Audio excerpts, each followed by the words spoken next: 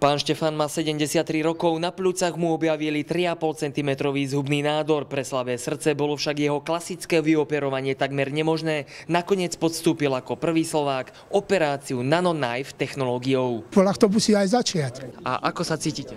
Tak ako pacient, ale dúfam, že to pomáha mi. O čo ide? Obrazne povedané je to ihla, na konci ktorej je mikrovlnka zásobovaná energiou. Toto všetko sa jednoducho iba pichne do tela. Využíva elektrický prúd o mimoriadne vysokom napätí, pričom sa vysielajú ultrakrátke impulzy, zhruba 90 až 100 opakovaní. Takto dokáže rozobrať aj 7 cm nádor pečene, pľúc, pankreasu, prostaty a obličiek. Zároveň je ohľaduplná k zdravému okoliu v tele. Je oveľa šetrnejšia ku okolitým cievam, napríklad v pľúcach alebo ku žlčovodom v pečeni. Technológia NanoKnife sa vo svete využíva iba 4 roky. Za ten čas sa zistilo, že pooperačná onkologická liečba nemusí byť tak intenzívna a prežívanie pacientov sa výrazne predĺžuje. Z Ružomberka, Ľubo Fronko, televízia Markíza.